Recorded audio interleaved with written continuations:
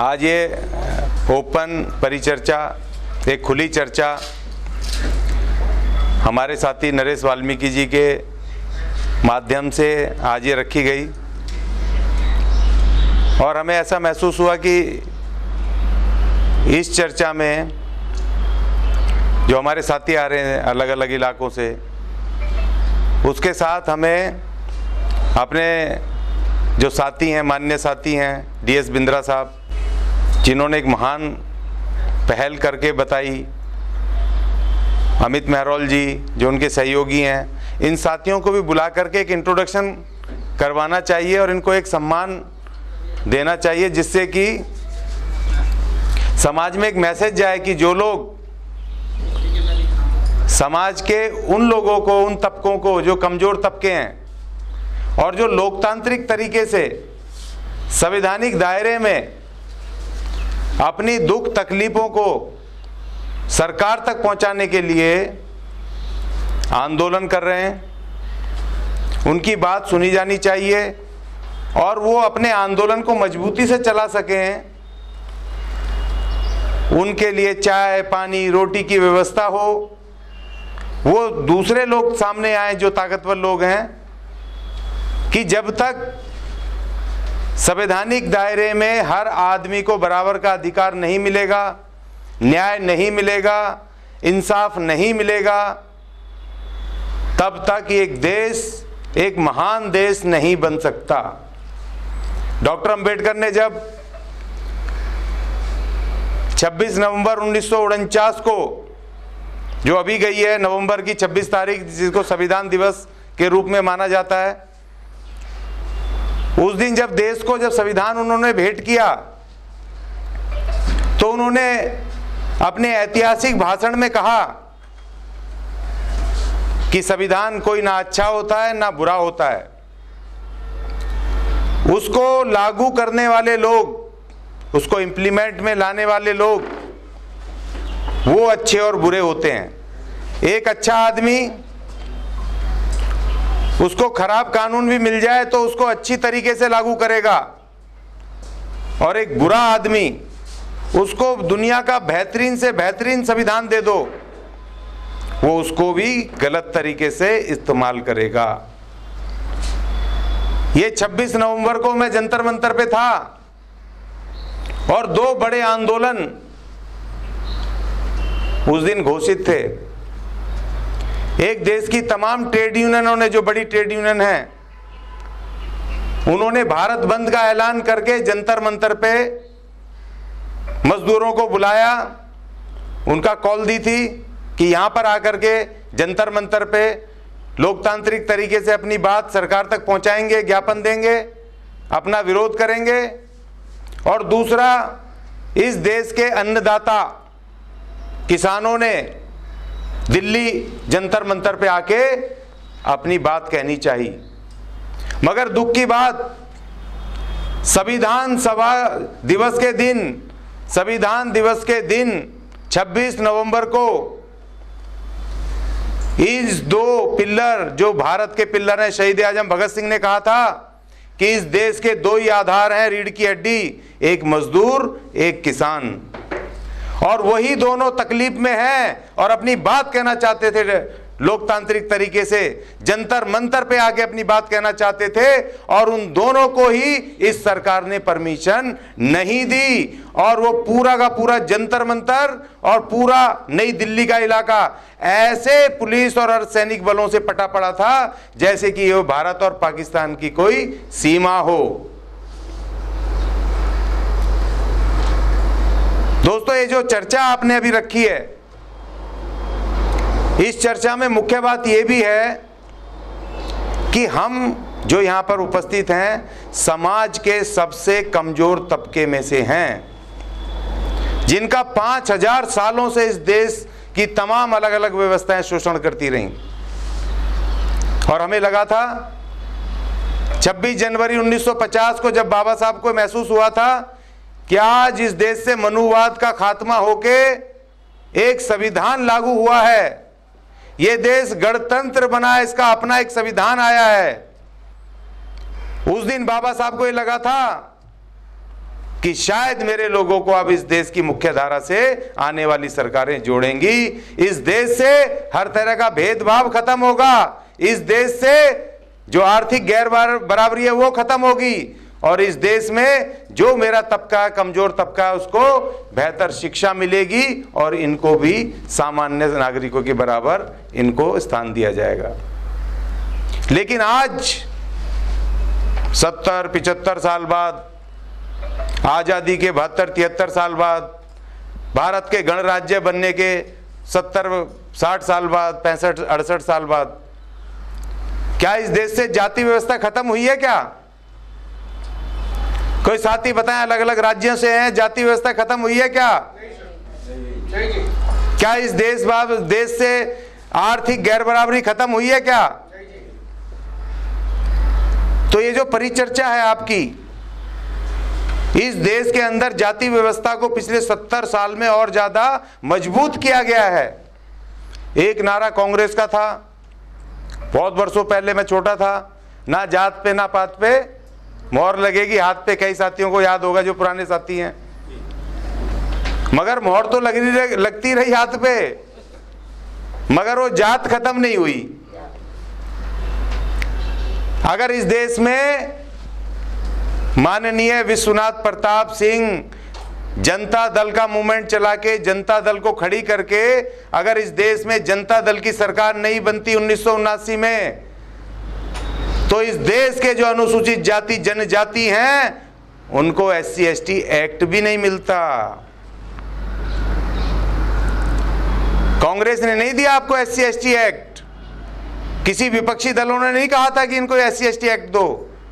जब माननीय विश्वनाथ प्रताप सिंह आए तब 1979 में उन्होंने पास किया, SC/ST एट्रोसिटी एक्ट को पास किया 1989 में। भाई क्यों इतने साल क्यों लगे? भारत का संविधान लागू होने से इतने वर्ष, 1989 तक 40 साल का कैसे इतना लग गया लंबा अरसा? तो जाति कैसे खत्म होगी भाई? हमारे विरुद्ध गांव-गांव में आज भी जाओ, मोहल्ले बने पड़े हैं, मोहल्ले, ये फलाने का मोहल्ला है, ढिकड़े का मोहल्ला, वो मोहल्ला, ये फलानी जात का मोहल्ला है, ढिकड़ी जात का। क्यों भाई? आज पूरी दुनिया वहां बुद्ध ग्रह पे आलू बो करके वो बुद्ध ग्रह पे आशियाना बनाने के चक्कर में है। लोग चांद पे वो कॉलोनियां बननी शुरू हो गई हैं, जिसको हम चंदा मामा दूर के कहते थे, वहां कॉलोनियां बस रही हैं। मंगल ग्रह, बुद्ध ग्रह पे खोज चल रही हैं। तो भाई भारत में जाति क्यों नहीं खत्म हो रही? हम आज भी क्यों झाड़ू मार रहे हैं इस देश के अंदर?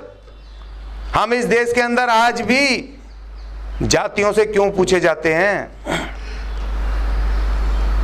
दिल्ली जैसे शहरों में पढ़े लिखे लोगों में भयंकर जाति हैं बिंद्रा साहब।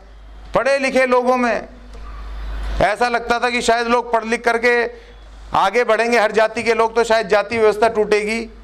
मगर मल्टीनेशनल कंपनियों में बैठ करके जो नौजवान है, वहाँ के जो मल्टीनेशनल में कोई कम पढ़ा लिखा बच्चा थोड़ी काम करेगा, IT पढ़ करके मल्टीनेशनल कंपनियों में बैठ करके जो वहाँ बात कर रहे हैं, IT की कंपनियों में, वहाँ से खबरें मिली हैं कि वहाँ पर वो जातियाँ डिस्कस कर रहे हैं नौजवान। चलो कोई अनपढ़ या पुराना बुड्ढा या गाँव का कोई हो, वो जाति की बात करे, समझ आती है शहरों में बैठ के और मल्टीनेशनल कंपनियों में बैठ करके। तो आज जो हमारी ये चर्चा है कि आज उस बात के ऊपर है कि जो जब आज संविधान में जो उस समय जो चीजें दी गई थी, बाबा साहब ने जो 1949 को जो संविधान दिया था, 1950 को जो संविधान लागू हुआ था, उसमें जो उसमें लिखा हुआ था, वहां पर जो 15 आर्टिकल अनुच्छेद 15 में लिखा था कि आज से जाति क्या कहते हैं उसको, अनटचेबिलिटी को खत्म किया जाता है। तो क्या अनटचेबिलिटी खत्म हो गई, छुआछूत खत्म हो गई? उसके लिए क्यों कानून नहीं बना? संविधान जब डायरेक्शन दे गया क्यों नहीं बना? और वो फंडामेंटल राइट में है, वो ऐसा नहीं है कि वो किसी और ऐसा कमजोर अनुच्छेद हो। तो भाई क्यों नहीं बने? जाति क्यों नहीं टूटी? और जाति की बात हम करते हैं कि जाति टूटनी चाहिए, तो लोग कहते हैं भाई आज आप जाति की बात कर रहे हो। तो आज हमें सबसे पहले सोचना कि हम जो सबसे कमजोर तबके हैं, हमारा क्या राजनीतिक कोई प्लेटफॉर्म बन सकता है? क्या जो हमने एक राजनीति 4 साल से शुरू की, उस राजनीति को आगे बढ़ाया जा सकता है? क्या हमें और कोई रास्ता अपनाना चाहिए? जब हमसे कोई वोट मांगने आता है, बाबा साहब ने हमें 2 महान ऐसे अधिकार दिए, एक वोट देने का अधिकार और दूसरा कितने मर्जी संगठन बनाने का अधिकार। लेकिन हम उन दोनों ही मामले में हम पिछड़ गए। वोट का अधिकार इसलिए दिया था कि जो आपके पास वोट मांगने आएगा आप उससे अपने अधिकार मांगोगे, मगर हो रहा क्या है कि जब हमसे वोट मांगने आता है तो हम पौआ और उससे मांगते हैं, खाने को चिकन वकन कुछ ऐसे मांगते हैं, पौआ मांगते हैं, वो नोट बांटते हैं और वोट ले जाते हैं। हम अधिकार नहीं मांगते। और जब वो हमसे आके कहते हैं कि भाई तुम्हारे इलाके में हम सड़क बनवा देंगे, तुम्हारे इलाके में खड़ंजा बनवा देंगे, तुम्हारे लिए हम रोड बनाएंगे, तुम्हारे लिए बिल्डिंगें बनाएंगे, विकास विकास विकास, तो भाई उस विकास में ये भी तो बता दो कि उस विकास जो करोगे, जो बिल्डिंग बनेगी और जो सड़क बनेगी या फ्लाईओवर बनना है, उस पे हमें झाड़ू ही मारनी है या हमारा और भी अधिकार होगा उसमें?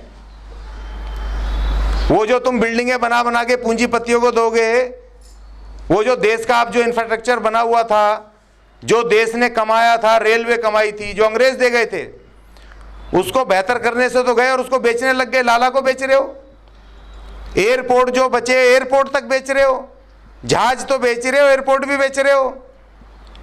हमारी जो सेना का जो सामान बनता है आयुध फैक्ट्रियों में, ऑर्डिनेंस फैक्ट्रियां, उनको भी आप दे रहे हो लालाओं को और विदेश, दूसरी बात विदेशी कंपनियों को।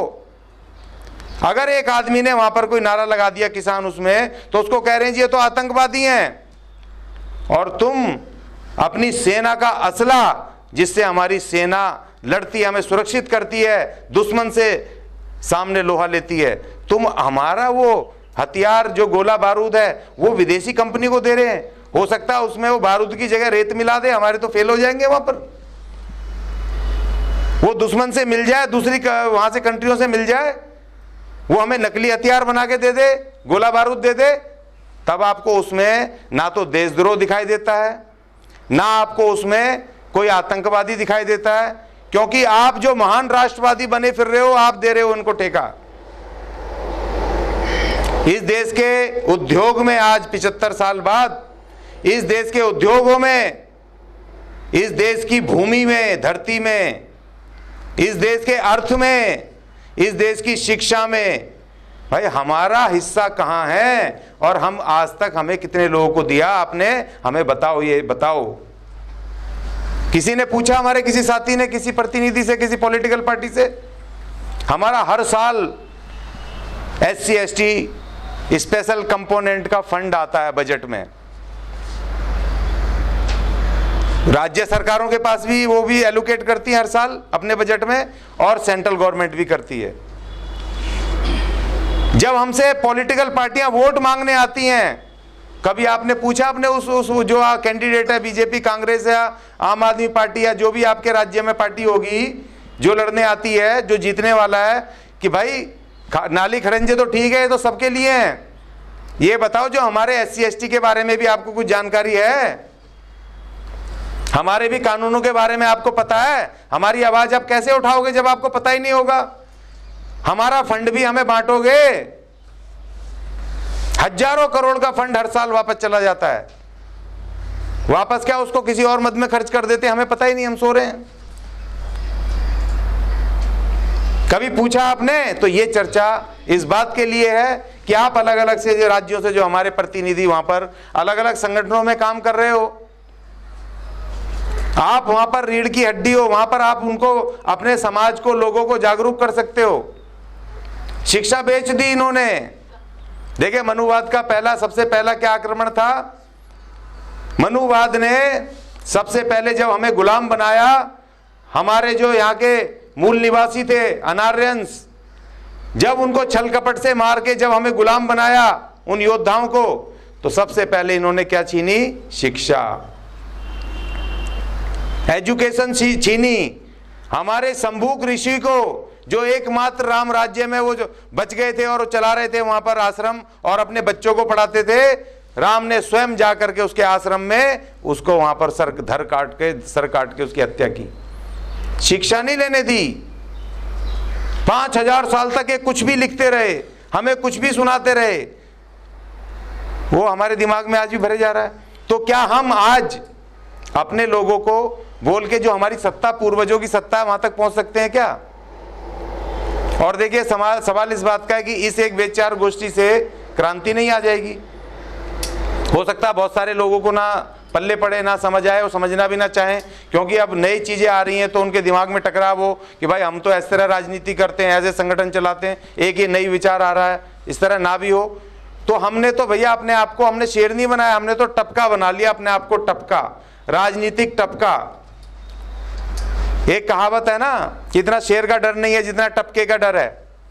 तो हमने टपका बना लिया और हम राजनीति कर रहे हैं 4 साल से दिल्ली में। 5 सीटें लोकसभा की लड़ी और 12 सीटें हमने विधानसभा की लड़ी, और अब वो टपका बढ़ता ही जाएगा। हमें पता है हमें वोट नहीं मिलना भी आसानी से कुछ और साल, क्योंकि समाज के दिमाग में अभी तक वही चीजें चली आ रही हैं। अच्छा, उनके पास धन भी है, मीडिया भी है, चकाचौंध भी है। हमारे पास ना धन है, ना मीडिया है, ना चकाचौंध है, ना बल है हमारे पास तो, लेकिन हम टपका तो बन सकते हैं कि इनको ये डर हो जाए कि ये 40 लाख हैं दिल्ली में, अगर कहीं 20 लाख की भी दिमाग खराब हो गया ना, बुद्धि भ्रष्ट हो गई, तो सीधे मुख्यमंत्री बन के बैठ जाएंगे। तो वो डर इनके दिमाग में, वो डर घुसा दो। अभी देखो इन्होंने क्या किया, सत्ता, हम वोट इनको डाल के पावर इनको दे देते हैं, फिर हम सड़क पे खड़े होकर रोते रहते हैं महंगाई हो गई, ठेके पे काम कर रहे हैं, सरकारी वो बेच रहे हैं, अभी इसको भी खत्म कर देंगे, उसको भी वो कर देंगे। फिर हम रोते रहते हैं कि हमारी बहन के साथ वहाँ पर ऐसा हो गया। सब पावर उनके पास है, पुलिस उनकी, प्रशासन उनकी, IAS उनके, IPS उनके, सब तो उनको दे दिया वोट डाल करके, तुम्हारे पास बचा क्या? फिर आप रोते रहते हो कि जी हमें ये लोग ये नहीं दे रहे हैं, वैसा नहीं कर रहे हैं। इन्होंने क्या किया, किसानों को बेवकूफ़ बनाया। मोदी जी वहाँ पर गए थे चुनाव से पहले, खूब भाषण दिए, जी हम किसानों को डबल आय कर देंगे, ये कर देंगे, वो कर देंगे। किया क्या? 3 बिल एग्रीकल्चर, कृषि बिल ला करके उनको कानून बना दिया। पहले ऑर्डिनेंस लाए और फिर संसद में चर्चा भी नहीं करवाई। लोकसभा में तो इनका था ही बहुमत, ध्वनिमत से पास करा दिया।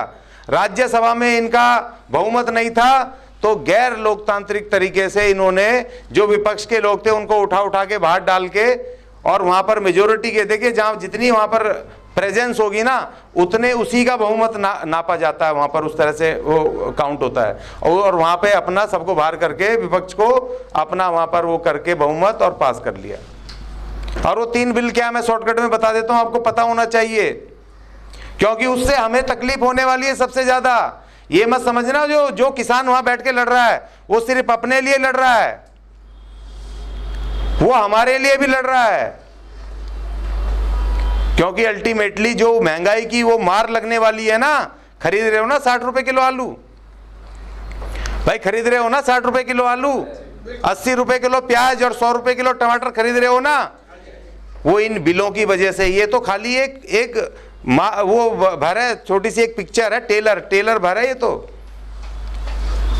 वॉलमार्ट का नाम सुना होगा आपने, बड़ा विरोध हुआ था जब वो लाने वाले थे। कांग्रेस सरकार, मनमोहन सिंह जी ने कह दिया था वॉलमार्ट को क्यों विरोध हुआ था भयंकर?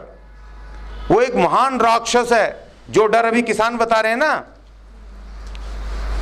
वो एक महान राक्षस है कि जब वो उन दूसरी कंट्रियों में गया, 135 कंट्रियों पे कब्जा है उसका, जब वो उन कंट्रियों में गया, वॉलमार्ट कंपनी गई, तो उसने वो आलू, प्याज, टमाटर, वहां के जो मुख्य चीजें हैं, रोजमर्रा की जो खर्चे की, खुदरा बाजार जिसको कहते हैं, जिसमें आपका ये मसाले होते हैं, जिसमें दाल होती हैं, जिसमें घी होता है, रोजमर्रा की चीजें जो होती हैं, उसने कंपनी खोल के अपना मॉल खोल लिया। और उसने क्या किया कि जो एक रेडी पे बैठ के, एक जो फुटकर दुकानदार है, कॉलोनी में बैठा है या कहीं बैठा है, जो वो 1 रुपए किलो बेच रहा है, वो उसको, आपकी दाल को उसने क्या करा, 50 पैसे किलो बेचनी शुरू कर दी। अब हाई फाई मॉल में, एयर कंडीशन मॉल में, सुंदर मॉल में, वहां जाते ही आपको पानी भी दे रहे हैं फ्री में, चाय भी, कॉफी भी पिला रहे हैं मशीन से, खूबसूरत लड़के लड़कियां खड़े हैं, और वहां जाके चकाचौंध में आपको 50 पैसे किलो आलू मिल रहा है। तो आप उससे खरीदोगे जो 1 रुपए किलो वहां दे रहा, धूप में खड़े होके या वहां खरीदोगे? वहां जाओगे ना, भीड़ लग गई। और जैसे ही वो फुटकर खत्म हुए, साल 6 महीने में वो फुटकर खत्म हो गए, उनकी बिक्री नहीं होगी, बेचारे भागी जाएंगे, क्या करेंगे? जब वो खत्म हो गए तो फिर उसने कहा कि अब मैं तुमसे इतना ब्याज वसूलूंगा कि तुम्हारे बाप दादे भी याद करेंगे। फिर वो आलू उसने 10 रुपए किलो, 20 रुपए किलो, जितनी उसकी इच्छा थी लूट लाट करके, और उसने वो सबको खा लिया। वहां भारत में इसलिए विरोध हुआ उसका भयंकर, क्योंकि देखिए कुछ भी है इस देश के अंदर, लेफ्ट पार्टियां हैं ना, वो बड़े अपने आप में एक से खिलाड़ी हैं, पूरे इंटरनेशनल जुड़े हैं, तो वो जब किसी बात को कहते हैं तो उसमें कुछ ना कुछ बात होती है। बुद्धिजीवी एक से एक जब बात कहते हैं उसमें कुछ बात होती है। तो उसी तरह 3 बिल, एक बिल इन्होंने कर दिया कि उसमें से जितना मर्जी अनियमित भंडारण कर सकता है कोई भी पूंजीपति, उसका आलू प्याज उनका। पहले ऐसा नहीं था। जो इसेंशियल कमोडिटी एक्ट था भारत का, उसमें एक लिमिटेशन थी कि कोई भी दुकानदार इतनी हद तक, या कोई वो इतना प्याज आलू 100 टन 200 टन, इससे ज़्यादा नहीं रख सकता सब्जियां। रखेगा तो सरकार उस पर जुर्माना लगाएगी, उसको केस बनाएगी, उसके खिलाफ कार्रवाई करेगी, जेल जाना पड़ेगा, उसके खिलाफ वो नहीं कर सकता। अब जब वो नहीं कर सकता तो वो जो आलू प्याज है मार्केट में रहेगा, सामान रहेगा। अब इन्होंने कर दिया कि जितना असीमित भंडारण कर सकते हैं। अब भैया उसने तो 26 माले की बिल्डिंग बना रखी है उसने, अंबानी ने, वो तो सारे देश का माल भी वहां भर देगा जब भी खाली रहेगी। और वो कब बेचेगा? जब तराई तराई मच जाएगी, जब वो बेचेगा मुंह मांगे रेट पर।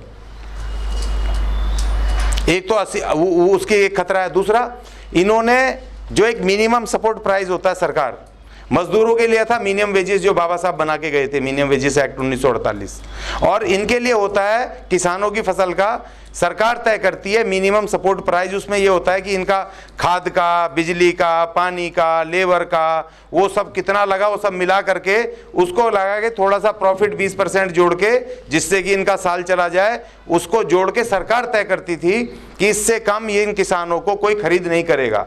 क्विंटल के हिसाब से कि 2-2 हज़ार रुपये क्विंटल, 3 हज़ार रुपये को, अलग अलग फसल के हिसाब से, लागत के हिसाब से। अब इन्होंने वो क्लॉज ही हटा दिया कि अब लाल, ये तो कह दिया किसानों को कि तुम पंजाब का किसान जो है केरल में बेच लो।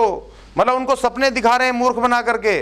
पहले बात तो वहां से ले जाएगा वो टनों के हिसाब से, तो उसका किराया कितना लगेगा? और ये पॉसिबल है कि पंजाब का किसान वहां केरल ले जाएगा माल को बेचने के लिए? ये पॉसिबिलिटी है।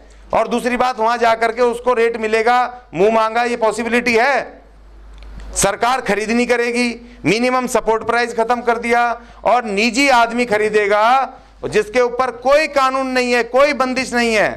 वो तो ये कहेगा भाई मैं तो 5 रुपए में खरीदूंगा, देना है दे, नहीं देना। तो उन्होंने मिनिमम सपोर्ट प्राइस खत्म कर दिया, उन्होंने असीमित भंडारण का वो दे दिया। इस तरह से इन्होंने किसानों को, और किसानों का यही है कि जैसे वॉलमार्ट था कि ये जो नई कंपनियां आएंगी साल 2 साल तो देंगी, उन मंडियों से, जो सरकारी मंडियां, उनसे 2 रुपए 4 रुपए 10 रुपए 100 रुपए फालतू दे देंगी। जैसे वो मंडियां बिल्कुल खत्म हो जाएंगी, फिर ये उनकी चर्बियां उतारनी शुरू करेंगे। और दूसरा जो कंज्यूमर है उसको अपने मुंह मांगे रेट पे किसान से सस्ता खरीदेंगे, और उनको, कंज्यूमर को, उपभोक्ताओं को मुंह मांगे रेट पर देंगे, जैसा भी शुरू हो गया है।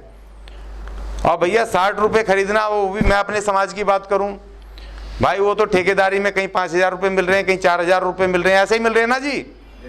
मैं बंगाल गया था, 2-2 हज़ार रुपए में काम कर रहे हैं, 3-3 हज़ार रुपए में। अब जो अभी 5 रुपए किलो आलू खरीद के उसका पतला सा वो ग्रेवी बना के चावल के साथ खा लेते थे, अब 60 रुपए किलो चावल से कैसे खाएगा? तनख्वाह तो बढ़ नहीं रही।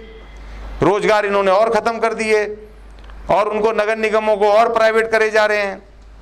20-20 साल से हमारे लोग ठेके पे कच्चे घूम रहे हैं, तो तनख्वाहें तो बढ़ नहीं रही हैं, महंगाई बढ़ती जाएगी, तो वो जो तनख्वाह है वो भी जीरो हो जाएगी। तो उस मनोवाद को इस तरह से लागू कर रहे हैं कि इनके पास इतना पैसा ना हो जिससे कि ये भरपेट रोटी पौष्टिक आहार खा सकें, हमारे सामने खड़े हो सकें, इनका दिमाग चले, ये अपनी मांग मांगे, ये राजनीति की बात करें, ये सत्ता की बात ना करें किसी भी हालत में। इनको इतना कमजोर कर दो कि हमारे सामने खड़े ना हो पाए। इनके पास इतने पैसे नहीं होने चाहिए कि ये नए नए कपड़े पहन करके हमारे सामने खड़े हों, क्योंकि आज भी गांव-गांव में, आज भी जब हमारे लोग अनुसूचित जाति जनजाति के लोग अच्छे कपड़े राजा बाबू बन के अगर मोहल्ले में निकल जाए ना, तो बड़ी हीन भावना, उनको बड़ी तकलीफ होती है कि साला जो हमारा गुलाम था ये आज इतना इस तरह से हीरो बन के कैसे घूम रहा है। होती है कि नहीं आप गांव के लोग, होती है नहीं होती? तो उस समय तो ये यही चाहते हैं कि इन पे इतने पैसे ना हो, ये फटे पुराने कपड़े पहने, प्रेस के कपड़े ना पहने, धुले हुए कपड़े ना पहने। तो आज जो चर्चा होनी है इस बात पे होनी है कि ये जो चर्चा होनी है इस बात पे होनी है आप लोगों ने कि भाई हम अपने आप को, अपने जो हमें लीडरशिप को कैसे करना है, क्योंकि जो आपके पीछे जिन लोगों ने भेजा है आपको वो भी बात करें, किस तरह से एक वो हो, कैसे हम अपनी राजनीति को डेवलप करें, क्योंकि बिना राजनीति के, अपनी राजनीति जमा करे हुए कुछ भी नहीं हो सकता। देखो मैं आपको एक बात अभी बताता हूँ, जो जिस सोच के हमने राजनीति शुरू की, वाल्मीकि समाज की बात की, उसकी पीछे कारण ये है, लोगों ने कहा जी एक जाति के उससे आप कैसे करोगे। हमने कहा भाई सारी जो ये अभी आपने देखा आरजेडी, वहां पर बिहार में देखा ना कितना जबरदस्त प्रदर्शन किया उसने, एक नंबर की पार्टी है, इनके सबके चक्के छुड़ा दिए वो नौजवान ने। वो यादवों की पार्टी मानी जाती है, एक जाति की पार्टी मानी जाती है, लेकिन जब यादव एक साथ जुट जाते हैं उसमें, तो फिर दूसरा भी पड़ोसी भी कहे यार इसके इतना सारा वोट है, वो भी आपको वोट डालता है, वो भी आपके साथ आता है। उत्तर प्रदेश में मुलायम सिंह यादव की पार्टी वो यादवों की पार्टी है, सारे यादव ही हैं नेता, सब यादवों की पार्टी है, लेकिन क्योंकि उसको वोट इतना मिलता है कि यादवों का एक तरफा वोट मिलता है, तो पंडित जी भी आ जाते हैं वहां से, वो दूसरे ठाकुर साहब भी आ जाते हैं, मुस्लिम भी भारी संख्या में आ जाते हैं, क्योंकि भैया आपको चमत्कार दिखाना पड़ेगा। इसीलिए हमने कहा था कि हम 12 सीट लड़ रहे हैं दिल्ली में, अगर हमें 1 लाख वोट मिल जाता ना 12 सीट पे, सिर्फ 1 लाख वोट, तो कम से कम हम एक मेयर बनाने में तो दिल्ली में कामयाब हो जाते, इसी बार हो जाते अगर हमें 1 लाख वोट मिल जाता। लेकिन इत्तेफाक वो हमें क्या, किसी को भी नहीं मिला वोट। आम आदमी पार्टी और बीजेपी के अलावा दिल्ली में वोट नहीं आया। सारे उस पे देख लो आप, पता नहीं क्या चक्कर था, ऐसी भी कोई ऐसी आफत नहीं आ रही थी। बीएसपी जैसी पार्टी जिसका अपना कैडर वोट है, 5000 तो मिनिमम वोट आता था, 5 से 7000 हर सीट के ऊपर, कहीं पर उनको 50 वोट आ रहा है, कहीं 60 आ रहा है, कहीं कितना 100 वोट आ रहा है। मैं तो हैरान रह गया यार, वोट जा कैसे रहा है, जो कट्टर वोट भी नहीं मिल रहा है लोगों को, क्या हो गया दिल्ली में। तो कहीं ना कहीं कुछ ना कुछ गड़बड़ है। तो जो हमारे बिंद्रा साहब ने अभी कहा, अभी मूवमेंट भी चल रहा है कि जब तक ईवीएम नहीं हटाई जाएंगी, क्योंकि ये आपस में वो जो लड़ाई दिखाते हैं आपस में, नकली लड़ाइयां, लेकिन अंदर से सारे ये मनुवादी भाई सारे एक हैं। आज का मेन एजेंडा क्या है, इतने सारे लोग आपने बुलाए हैं? नहीं, उसी पे आ रहा हूँ। तो जो हमारी जो चर्चा है, ये ओपन चर्चा, जो परिचर्चा है, ये एजेंडा इसी पर चल रहा है कि हम अपनी अलग अलग राज्यों से, हम जैसे भी यहाँ अपनी पोजीशन, स्थिति, और प्लस हम कैसे अपनी राजनीति को मजबूत करेंगे, कैसे आगे बढ़ेंगे, और सामाजिक जो हमारा संगठन है, विश्व वाल्मीकि धर्म संसद है, और जो हमारा आदास है, उसके साथ जुड़ के हम कैसे एक राष्ट्रीय अपना एक लीडरशिप, एक चेहरा, फेस कैसे हम समाज और दुनिया के सामने दें, जिससे कि कम से कम जैसे मनीषा बहन और रमन वाल्मीकि के जैसे घटनाएं हुई या आए दिन होती रहती हैं, तो कम से कम एक ऐसा मजबूत फेस हो कि वो सीधे सरकार से बात कर पाए, सीधे टक्कर दे पाए, चुनौती दे पाए, और समाज उसकी बात को सुने और समझे।